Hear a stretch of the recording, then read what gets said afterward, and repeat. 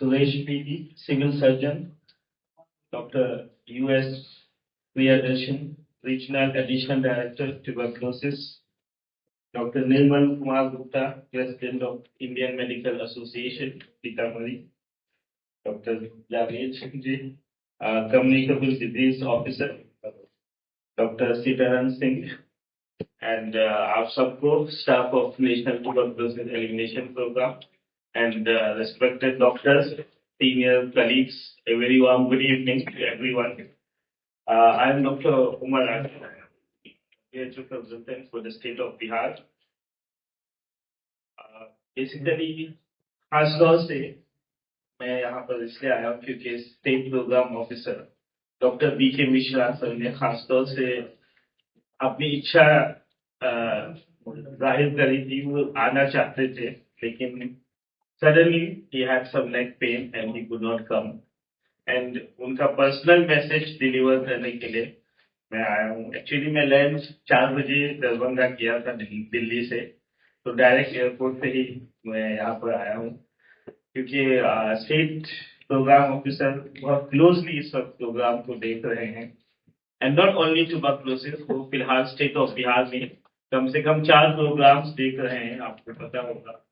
Community health officer, nursing, ये सब quality and tuberculosis is being led by our SPO, जो उसका नाम भी लिखा है doctor Balakrishna Mishra, state programme officer. कुछ पॉइंट्स हैं जो उन्होंने खास तौर से मेंशन किए थे. काफी कुछ हमारे सीडीओ ऑलरेडी बोल चुके हैं. स्टार्टिंग विद माइक्रोस्कोपी, अनडाउटेडली पहले जो सबसे पुराना टेस्ट था टीबी के लिए वो था माइक्रोस्कोपी. लेकिन जैसा अभी इन्होंने बताया, you need at least 10,000 microbacterium to detect microbacterium using AFB, acid fast bacilli microscopy. और अब हमारे पास ऐसे टेस्ट आ गए, जीनोटीपी टेस्ट, जिसका नाम बताया हमारे सीडीओ ने, cartridge based nucleic acid amplification test, CBNAAT और ट्रूनेट.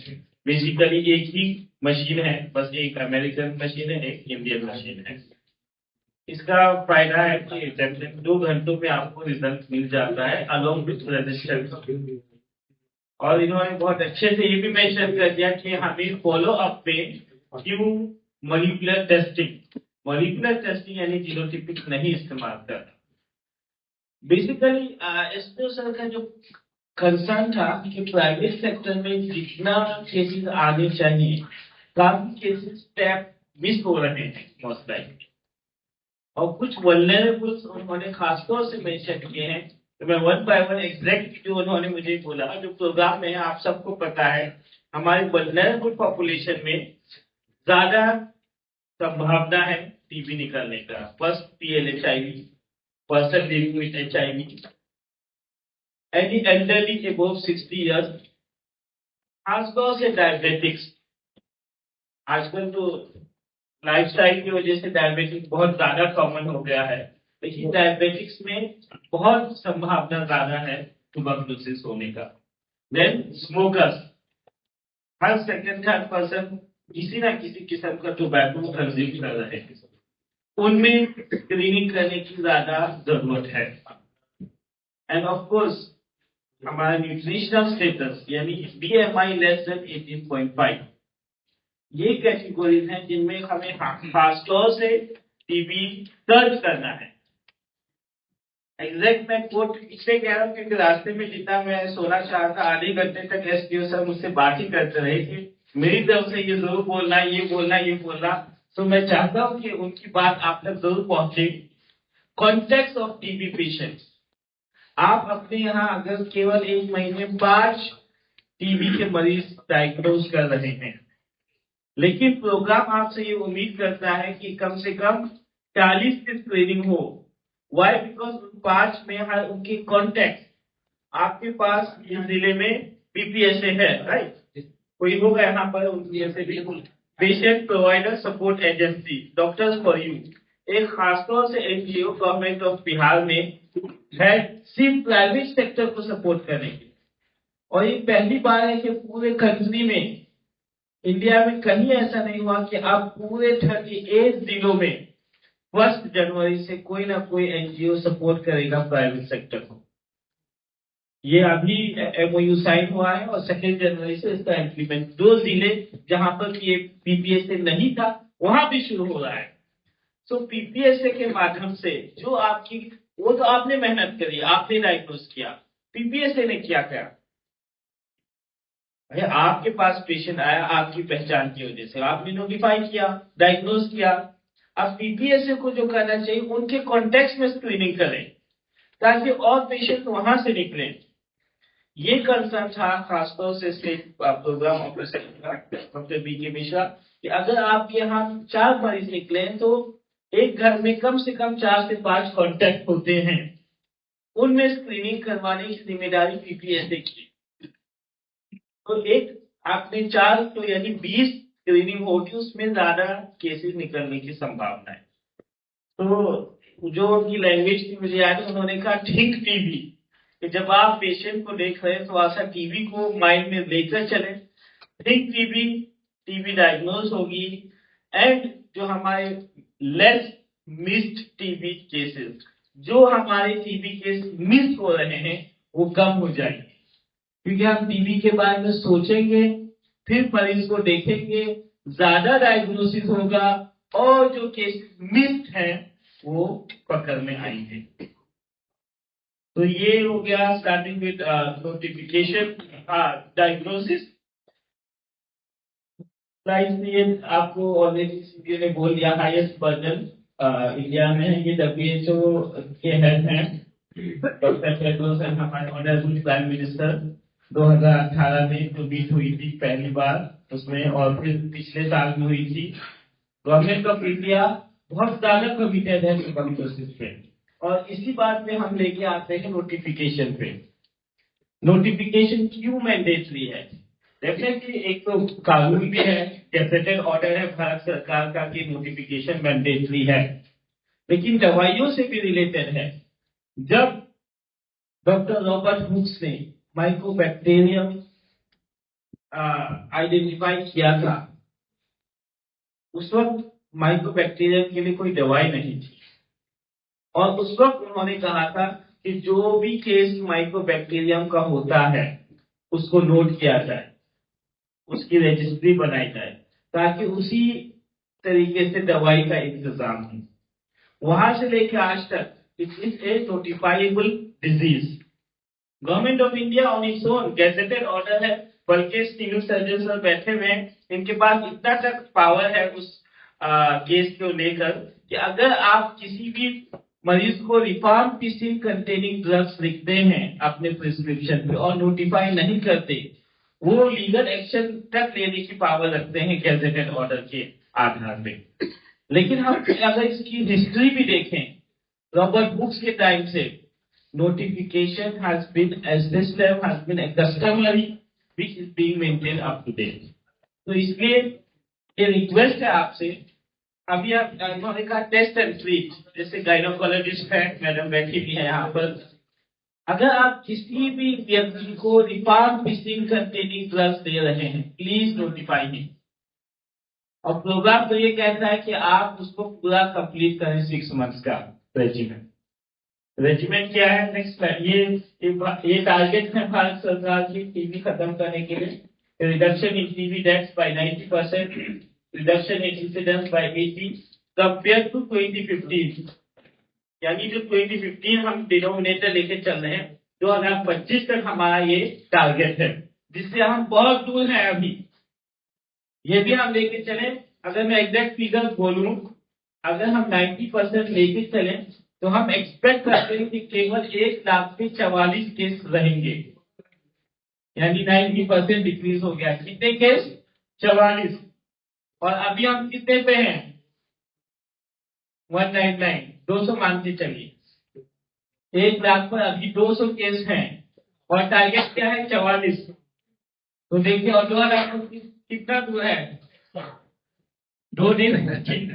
लेकिन अगर हम 1 साल भी लेके चले, हमारे पास टाइम बहुत कम है और उम्मीद प्राइवेट सेक्टर से, आईएमए से बहुत ज्यादा है। तो आई होप इसमें आपका सपोर्ट जो एसपीओ सर अपने दिमाग में लेके चल रहे हैं प्रोग्राम के हित में कि कोई भी टीबी का मरीज होगा उसके कॉन्टेक्ट में स्क्रीनिंग हो और जो वल्नरेबल पॉपुलेशन है उनमें टीबी डायग्नोज करने का ज्यादा चांसेस सर्च किया जाए। एनाटॉमिकल साइड ये मिलियरी ट्यूबरकुलोसिस का एक एक्सरे एक्सरे कितना इम्पोर्टेंट टूल है, लेकिन एक्सरे एक स्क्रीनिंग टूल है। स्क्रीनिंग का मतलब हमारे पास दो तरीके की स्क्रीनिंग है प्रोग्राम में। एक तो मैं आपसे लक्षण पूछता हूँ कि आपको खांसी, बुखार, वेट लॉस है, और दूसरा एक्सरे है। लेकिन एक्सरे में काफी इश्यूज होते हैं। एक तो पर्सनल का इश्यू, रिपोर्टिंग का इश्यू। इसलिए अब जो हमारे पास आए हैं artificial intelligence supported digital X ray. ये रिक्वेस्ट है आपसे कि आप भी इसको यूज करें। जो एआई सपोर्टेड एक्सरे है उसका यूटिलाइज ज्यादा से ज्यादा किया जाए, क्योंकि वो थोड़ा स्क्रीनिंग पर्पज के लिए, वो डायग्नोस्टिक के लिए प्रोग्राम नहीं रेकमेंड कर रहा, स्क्रीनिंग के लिए। यानी जो एक्सरे में पॉजिटिव आता है based on AI artificial intelligence का रिजल्ट इंटरप्रिटेशन, उसके बाद डायग्नोस्टिक टेस्ट होंगे। और डायग्नोस्टिक टेस्ट फिलहाल सबसे स्टैंडर्ड क्या है? Genotypic, CBNAAT, unit. तो एक्सरे स्क्रीन टूल ज्यादा से ज्यादा प्राइवेट सेक्टर में, पब्लिक सेक्टर, बल्कि मैं बोलना जरूर चाहूंगा, हमारे सीनियर्स ने सीवाईटीबी पे इतनी बात करी। सीवाईटीबी इंडिपेंडेंटली हमें नहीं यूज करने, प्रीफरेबली टुगेदर विथ एक्सरे। अगर एक्सरे नेगेटिव है तो आप एसिम्प्टोमेटिक कोई व्यक्ति है, एसिम्प्टोमेटिक यानी कोई लक्षण नहीं है, तभी आप सीवाईटीबी के साथ प्रोग्राम ये रेकमेंड करता है कि आप एक्सरे जरूर करें। वाई? क्योंकि जो नेशनल ट्यूबरकुलोसिस प्रीवलेंस सर्वे हुआ था 2 साल पहले, आपको पता होगा, उसमें 42% केसेस जो एसिम्प्टोमेटिक थे वो टीबी डायग्नोज हुए थे एक्सरे के आधार पे। 42% कम फिगर नहीं है, एसिम्प्टोमेटिक में आप अगर 42% एक्सरे के आधार पे टीबी डायग्नोज हो रहा है तो फिर आपको एसिम्प्टोमेटिक में ये बिल्कुल नहीं सोचना कि उसको कोई संभावना नहीं, इसलिए एक्सरे बहुत जरूरी है। Okay, let's move according to the slide. Extra pulmonary TB. Extra pulmonary TB थोड़ा डिफिकल्ट होता है डायग्नोज करने के लिए, लेकिन जो हमारे पास मशीन हैं उनकी एक अच्छी बात है कि ब्लड, यूरिन और फीसिस के अलावा उसमें कोई भी सैंपल टेस्ट हो सकता है। तो जैसे आई सर्जन है आपके पास, या कोई ऑर्थोपेडिक सर्जन है आपके पास, कोई पल्स है 1 ml पल्स है, एलसी साहब भी है यहाँ पर, 1 ml पल्स है, आप उसको सीबीनेट पे एनालाइज करवाइए। ऐसे केसेस हुए तो यहाँ से एम्स गए दिल्ली और वहां पर वही पल्स सीबीनेट पे एनालाइज हुआ, टीबी डायग्नोस हुआ, वापस आया। सोचिए। तो हम अपने जो भी सैंपल्स हैं, गायनेकोलॉजिस्ट हो, ऑप्थेल्मोलॉजिस्ट हो, कोई भी, या आप सर्जरी आपको कोई स्पेसिमेन मिलता है, आप प्लीज उसकी टेस्टिंग करवाइए सीबीनेट। और पीपीएस से आपको सपोर्ट करेगा, उनके पास एसटीटी भी है, sample carrier transportation agent, right? कौन है पीपीएस से? मनीष जी फिलहाल है नहीं। इनके पास एसटीटी भी है, यानी सैंपल ट्रांसपोर्टेशन के लिए। तो सैंपल ट्रांसपोर्टेशन के लिए वो आपकी फुल सपोर्ट करेंगे। आप बस कॉल करना है, वो सैंपल लेके जाएंगे आपके हॉस्पिटल से, आपको रिजल्ट भी दिया जाएगा free of cost. Extra pulmonary TB में हम अभी आगे चलेंगे, लेकिन मैं ज्यादा ना रिपीट करूं। 2 टेस्ट हैं टीबी प्रिवेंटिव ट्रीटमेंट के लिए, एक है सीवाईटीबी और एक है TB Gold. TB Gold means interferon gamma release assay, QuantiFERON TB, जो सर अभी 1 मिनट का हम डिस्कशन कर रहे थे। ये दोनों टेस्ट टीबी डायग्नोसिस के लिए नहीं है। They do not contribute to diagnosis of mycobacterium. ये सिर्फ क्या क्या डिटेक्ट करते हैं? आपका delayed type 2 and type 4 hyper sensitivity reaction. Basically ये इम्यून रेस्पॉन्स देखते हैं आपकी बॉडी का। तो अगर ये पॉजिटिव है, इसका बिल्कुल मतलब नहीं कि आपको टीबी है, और इसका ये मतलब भी नहीं कि आपको टीबी नहीं है। लेकिन अगर ये पॉजिटिव है तो ये कंफर्म हो जाता है कि आपको क्या है? TB infection. TB infection basically वही मैंडुक्स टेस्ट जो ट्यूबरकुलोसिस स्किन टेस्ट है, उसकी एडवांस कैटेगरी आई है, जो CYTB हमारे सीजीएसआर ने बहुत अच्छे से डिस्क्राइब किया। और उसके अलावा कुछ स्टेट्स में जैसे MP है, वो CYTB नहीं, वो अपने आप पूरा इग्रा यूज कर रहे हैं। वहां क्या स्टेट गवर्नमेंट ने अप्रूवल दिया, वो सबको ब्लड करके देखिए, इग्रा करके फिर 3HP दे रहे हैं। Next slide please. ये दवाइयां है हमारी 4 FDC की, जो स्टैंडर्ड रेजिमेंट है फिलहाल HRZ। इसमें पहले 2 महीने के लिए पायरासिनामाइड रहती है, और उसके बाद पायरासिनामाइड विड्रॉ कर दी जाती है, केवल INH, रिफाम्पिसिन और कीटांबुटोल। ये 3 दवाई चलती हैं 2 महीनों के बाद। कोई स्पेशलिस्ट 6 महीने तक को एक्सटेंड भी करना चाहे, 9 महीने तक, 11 महीने तक 3 दवाइयां चलेंगी। आप देखिए इंटेंसिव फेज में 4 है, कंटिन्यूएशन फेज 3 है। जो कंटिन्यूएशन फेज है, इसमें कोई भी स्पेशलिस्ट आप एक्सटेंड कर सकते हैं, प्रोग्राम उसको फुली एक्सेप्ट करता है। प्रोग्राम उसको फुली एक्सेप्ट करता है, आप इसको एक्सटेंड करिए 3 दवाइयों को, बिकॉज पायरासिनामाइड स्ट्रांगली हेपाटोटॉक्सिक, तो इसीलिए उसको केवल 2 महीने ये वेट बैंड है उसके, और FDC फॉर्म में आता है, यानी फिक्स्ड डोज कॉम्बिनेशन। नेक्स्ट, ये बच्चों के लिए डिस्पर्सिबल, ये भी अवेलेबल है, same based on weight. Follow up schedule 2 साल तक होता है, 6 महीने के लिए। अगर स्पुटम है तो कम से कम माइक्रोस्कोपी, स्पुटम नहीं है तो कम से कम एक्सरे। PPSA का भी इसमें रूल रहेगा कि प्राइवेट सेक्टर में जो भी पेशेंट है, उनका फॉलो अप जांचें हो रही है या नहीं हो रही तो करवाइए।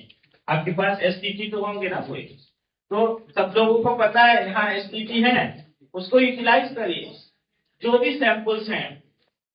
और अगर कोई पेशेंट एक्सरे के आधार पे डायग्नोस हुआ, उसको स्पुटम आ रहा है, तो पहले स्पुटम टेस्ट कराइए, ताकि अगर वो पॉजिटिव आता है तो वो पल्मोनरी TB में काउंट हो, माइक्रोबायोलॉजिकली कंफर्म नहीं, खाली क्लिनिकल में नहीं। इसलिए आप देखेंगे आपका क्लिनिकल और माइक्रोबायोलॉजिकल का रेशियो बहुत ज्यादा होगा, और उल्टा होना चाहिए, माइक्रोबायोलॉजिकली कंफर्म केसेस ज्यादा होने चाहिए, क्लिनिकली कम। Right, next. ये आपके लिए बेसिकली पेशेंट को थोड़ा कंसल्ट करके तब उसकी दवाइयां शुरू करना है। नेक्स्ट,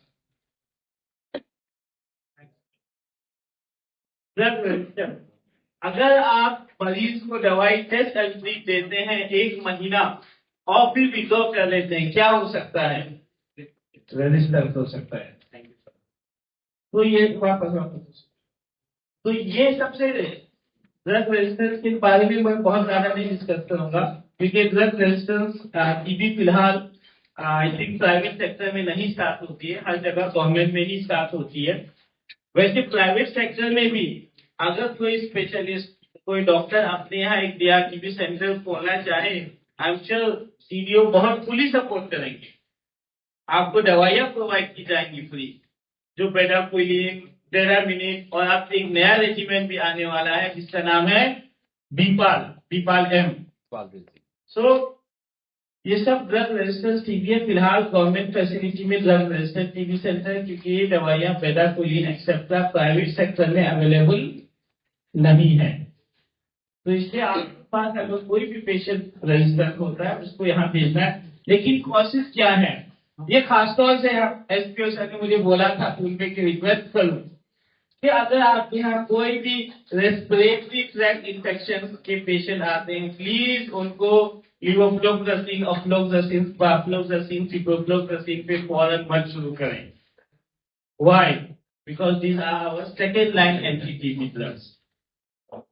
तो प्लीज जो फ्लोरोक्विनोलोन्स हैं, FUs हैं, उनको ज्यादा से ज्यादा कोशिश करें कि रेस्पिरेटरी ट्रैक्ट इन्फेक्शन के लिए ना दी जाए। because it is etiology for causing drug resistance. आप देखें यहाँ पर क्या है, एक तो वही अनसुपरवाइज्ड ट्रीटमेंट, पेशेंट ने दवाई शुरू करी, 1 महीने बाद छोड़ दिया, फायदे से ज्यादा क्या होगा, नुकसान हो सकता है. It can lead to drug resistance, non compliance with guidelines. वो एक ही दवाई खा रहा है. एफडीसी में क्या होता है, उसको वेट के आधार पे 2 या 3 या 4 गोलियां मिलती हैं. अगर पेशेंट अपनी इच्छा से सुबह दोपहर शाम दवाई खाने लगे, क्या होगा, रेजिस्टेंस होगा, बिकॉज उसको वो सफिशिएंट अमाउंट ऑफ डोज नहीं मिल रहा जो उसको मिलना चाहिए. तो फायदे से ज्यादा क्या, नुकसान. इसीलिए प्रोग्राम में ट्रीटमेंट सपोर्टर्स हैं. आशाएं और प्राइवेट में भी आप किसी को रख सकते हैं एज ट्रीटमेंट सपोर्टर.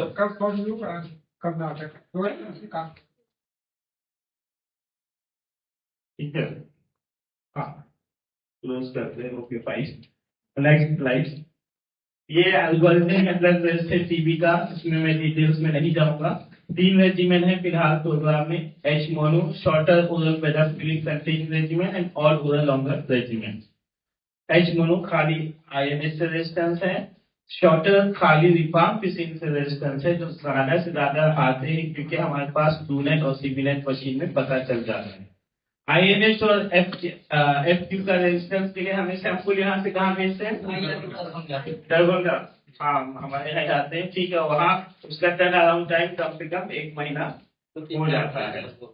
और आप पेशेंट को नहीं बिठा सकते कि 1 महीने बाद आना तक दवाई देंगे, कोई वापस आएगा.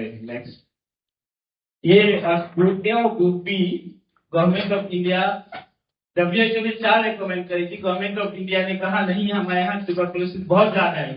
तो जो लास्ट रेजिमेंट है फिलहाल, ऑल ओरल लॉन्गर रेजिमेंट, इसमें तीनों दवाई ग्रुप ए की और दोनों दवाई ग्रुप बी की यूज होती हैं 18 से 20 महीने तक के लिए.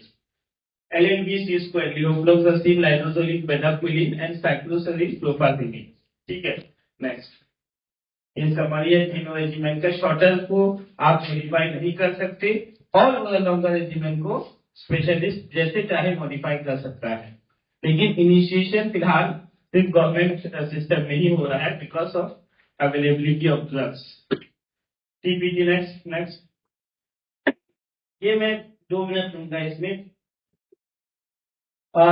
हमारे यहाँ टीपीटी चल रहा है, nothing new. Less than 5 years के लिए 6H चल रहा है. ओके, अभी जो आया है सेकेंड कॉलम आप देखेंगे, household contact 5 years and above of pulmonary TB patients, TPT among TBI positive after ruling out TB disease. यानी आप TPT दीजिए TBI पॉजिटिव में. TBI पॉजिटिव का मतलब TB इंफेक्शन पॉजिटिव, और TB इंफेक्शन पॉजिटिव आप कैसे कंफर्म करेंगे, PPSS है ना, कहाँ है PPSS. आप प्राइवेट सेक्टर के मरीजों में CYTB आप करवाइए और TPT दिलवाइए. ठीक है, ये उम्मीद है प्राइवेट सेक्टर के लिए, इसीलिए एनजीओ में अलग से इनके लिए. ठीक है, ट्रेनिंग दीजिए, एक बार बुला के पटना में पर्याप्त है. ठीक सर. TBI पॉजिटिव यानी CYTB में हम पॉजिटिव मान लें, या इग्रा में ब्लड सैंपल लेके पॉजिटिव मान लें, लेकिन उसमें एक कंडीशन है, after ruling out TB disease. यानी CYTB पॉजिटिव है तो उसको फौरन दवाई नहीं देनी. After ruling out active TB disease कैसे रूल आउट करेंगे, X ray. If asymptomatic, if symptomatic Truenat CBNAAT, if asymptomatic तब भी आपको एक्सरे कराना है. तो please the use of X ray can not be over emphasise. CYTB अकेले इस्तेमाल करने के लिए नहीं रेकमेंड किया गया है, टुगेदर विद एक्सरे, या कम से कम अगर एक्सरे नहीं तो कोई स्पेशलिस्ट डॉक्टर खुद सेटिस्फाई हो जाए कि हाँ उस व्यक्ति को टीबी नहीं है, अगर एक्सरे की सुविधा नहीं है. और ये बिल्कुल जरूरी नहीं है कि अगर CYTB किसी वजह से नहीं हो रहा तो उसको TPT नहीं दिया जा सकता. आप फिर भी एक्सरे कराइए, एक्सरे नेगेटिव है तो आप TPT दे सकते हैं. और TPT के लिए जैसा बताया नई दवाई आ गई है. Next slide. हाँ, ये जो टेस्ट है ट्यूबरकुलोसिस टेस्ट, जो नई दवाई आई है 3HP FDC फॉर्म में, INS एंड रिफाम्पिसिन, सबसे आसान दवाई है खाने के लिए, हफ्ते में केवल एक बार। टोटल कितनी डोज? 12 डोज, यानी 3 महीने के लिए 12 डोज 12 टाइम्स लेना है केवल आपको। कितनी बार? केवल 12 टाइम्स। पेशेंट भी खुश, इसका एडहेरेंस भी आसान है, साइड इफेक्ट्स भी कम से कम रिपोर्टेड है। क्या कराना है आपको? कॉन्टेक्ट ऑफ टीबी पेशेंट है वो योग्य हो गया, पल्मोनरी टीबी पेशेंट का कॉन्टेक्ट। तीसरा कौन?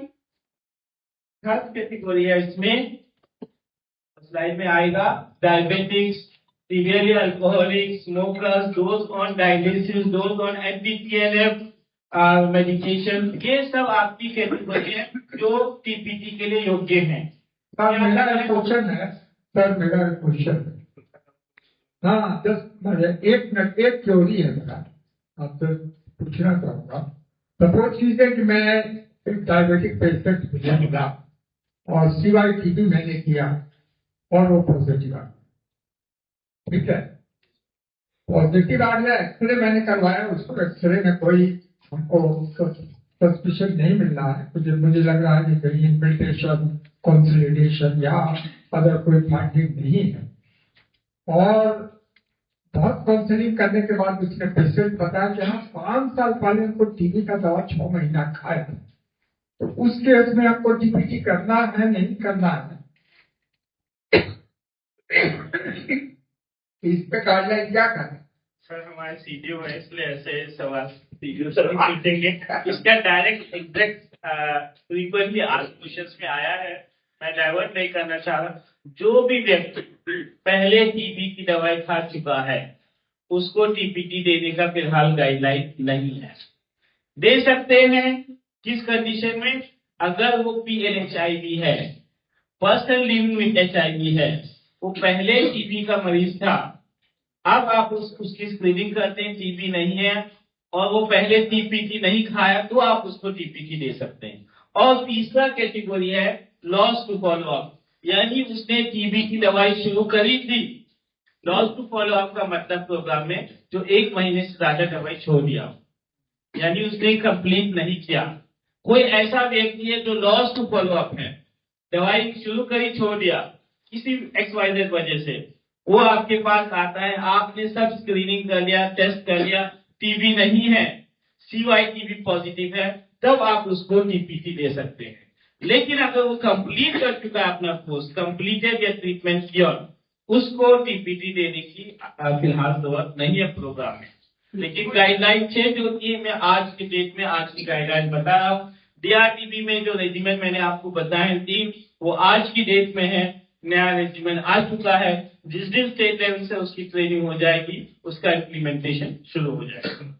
तो फिलहाल 3 रेजिमेंट है, एक और रेजिमेंट आ चुका है DRTB में जिसका नाम है BPARM, जो काफी कंट्रीज में पायलट हो चुका है और इंडिया में भी अब शुरू हो चुका है, यूपी में काफी पायलट हुआ है और उसमें जो सक्सेस रेट आया है वो तकरीबन 80 to 90% सक्सेस रेट आया है अमॉन्ग DRTB पेशेंट। तो BPARM को लेके गवर्नमेंट ऑफ इंडिया बहुत पॉजिटिव है कि उससे ज्यादा अच्छे आउटकम आने की उम्मीद है। ओके सर, ये टारगेट पॉपुलेशन है। ये भी आपसे ही रिक्वेस्ट है IMS से कि प्लीज 3HP की दवाई बहुत है और CYTB भी आपके पास बहुत है, आप प्लीज यूटिलाइज करिए, टेस्ट करिए after ruling out active TB disease और फिर इसका इम्प्लीमेंटेशन ज्यादा से ज्यादा करिए। Next slide. नेक्स्ट, ये अभी सर ने तो बता दिया था, लेकिन अमिताभ बच्चन जी को भी ट्यूबरकुलोसिस हुआ था, वो ठीक हो गए। ये slide because of stigma and discrimination हम रखते हैं, लेकिन इसका भी एक्सपेक्टेशन, क्योंकि मरीज गवर्नमेंट के पहले आपके पास आता है, आपसे वो ज्यादा उम्मीद रखता है, इसलिए रिक्वेस्ट है कि थोड़ा सा टाइम ज्यादा मरीज को दे दें, खासतौर से ट्यूबरकुलोसिस का मरीज हो। Think TB, diagnose TB more, reduce less missed TB cases, ये खासतौर से SPO सर का मैसेज था। एंड अगर कोई क्वेश्चन है please we will be happy to discuss. Yes sir. Thank you for excellent presentation. Sir, I want to know, as a surgeon, we have got mainly extracellular clotting. What test do you suggest? Because suppose I do the lymph node, I take the lymph node, I search for the biopsy and CCR. If I take some gallbladder, sometime in the breast also there is leukocytes, very common in breast also. Which test you suggest?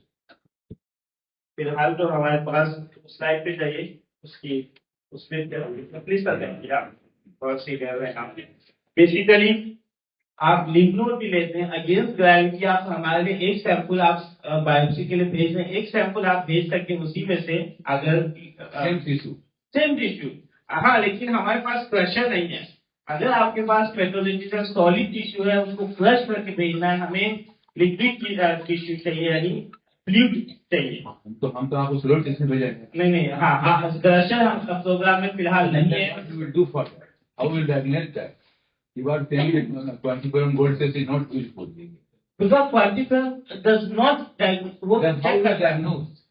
चाहिए उस पे 5-6 test से example में पीछे और पीछे जाइए हाँ जस्ट है हमारे पास यही फिलहाल basically This is for you are saying it is for the pleural effusion, anything the liquid or anything fluid exactly. But when what is the story?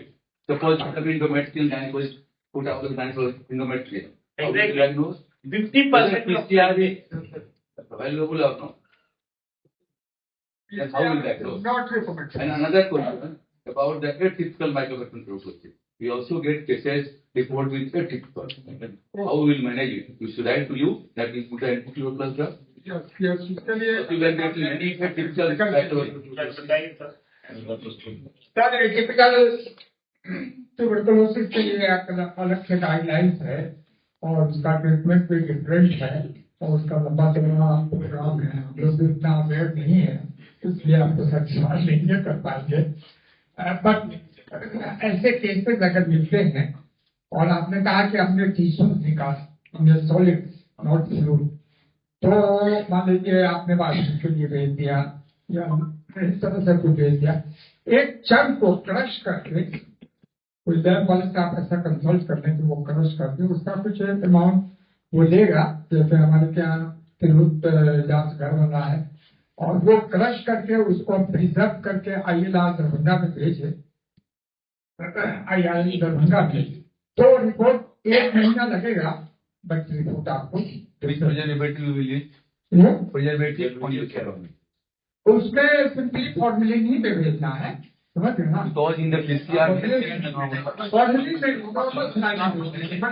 Normal slide में प्रॉब्लम एक ही है नॉर्मल स्लाइड में भेजना है sir normal slide में problem ये है कि that tissue should be used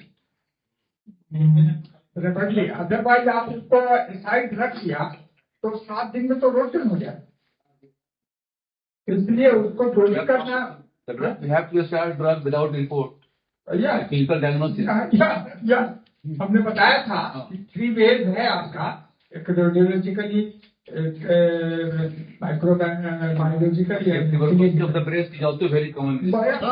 Of course, I agree 100%. अगर फर्स्ट बन गया कोल्ड एक्सेस हो गया तो कोई प्रॉब्लम नहीं हाँ if there is no first तो थोड़ा सा डिफिकल्ट है तो मैंने कहा ना आपको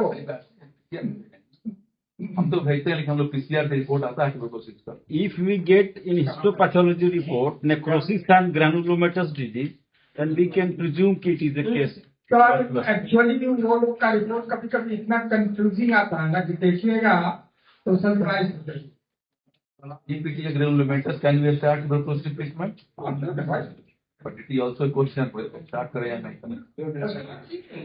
करें सीधा इम्प्रूवमेंट ऑफ द पेशेंट आपको थोड़ा बात करना उस पेशेंट को फ्रिक्वेंटली बुलाना होगा your drug is improving that patient और not you also see this ठीक है अब हम लोग बच्चा सब में लिंक नोड आता है तो यहाँ पर बैठे हुए एपिडेमिक का उसमें चाहिए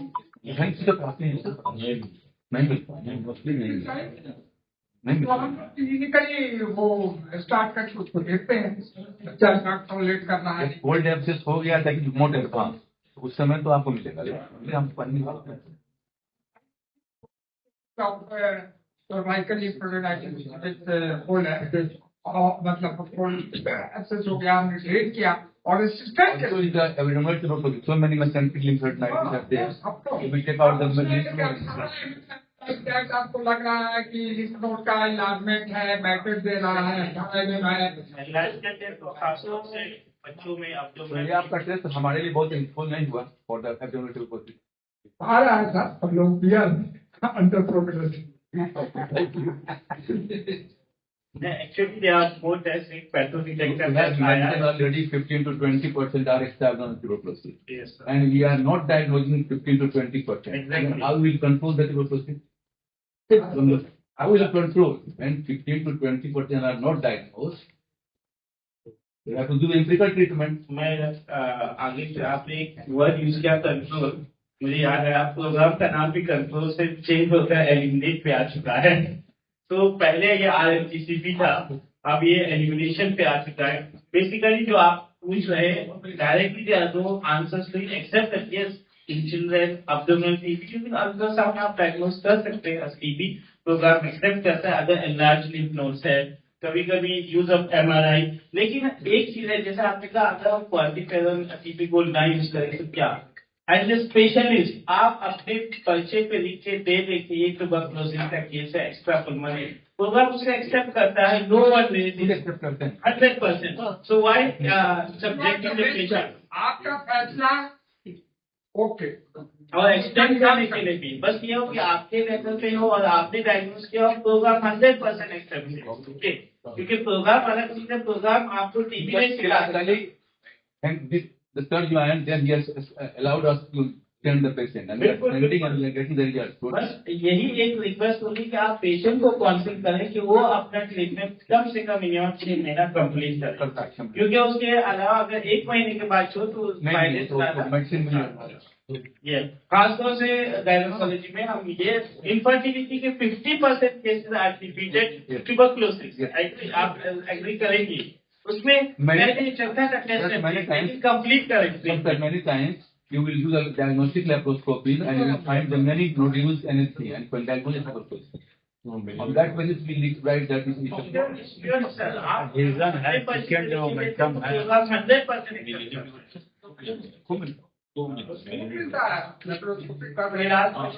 also a tool for the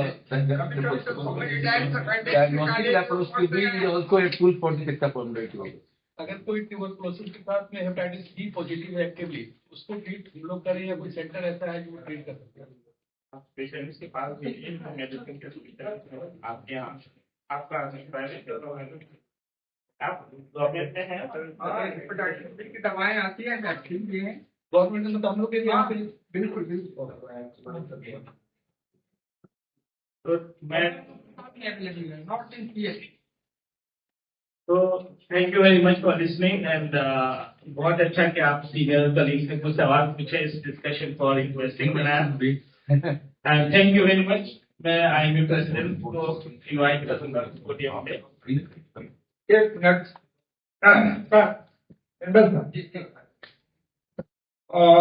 मुझे ये अनाउंस करते हुए खुशी हो रही है कि इस फाइनेंशियल ईयर में यानी 2024 और 25 में हमने 23,72,500 रुपया आप लोगों को पे किया इन प्राइवेट हॉस्पिटल। और recently within a week हमारे हेडक्वार्टर के जो SPF है उसका ट्रांसफर हो गया है। अगर वो ली वाली ज्वाइन कर लेती हैं, आके लेडी हैं, तो मैं 10 लाख रुपया आपके खाते में जो एज ए इन्फॉर्मर हो या ट्रीटमेंट सपोर्टर हो आपके खाते में मैं रिस्टोर करता हूँ, चला जाएगा। तो धन्यवाद, आप लोगों ने रेफर किया है, इसको आप बनाए रखें और मुझे भी सपोर्ट करें और हम आपको भी। और हम सर IMA प्रेसिडेंट डॉक्टर नेतल जी से रिक्वेस्ट करेंगे कि वो अपने तरफ से 2-4 शब्दों में उनकी बात। अगर आप में है देश के लिए कुछ कर गुजरने का जज्बा, अगर आप रखते हैं सच कहने की हिम्मत, तो पृथ्वी न्यूज आपको दे रहा है एक सुनहरा अवसर, जहां आप पत्रकार बनकर समाज में हो रही बुराइयों के खिलाफ अपनी आवाज बुलंद कर सकते हैं, अपने देश प्रेम को देश की सेवा का रूप दे सकते हैं। तो उसके लिए जुड़िए पृथ्वी न्यूज चैनल के साथ। अधिक जानकारी के लिए दिए गए नंबर पर संपर्क करें 7033179142 पर।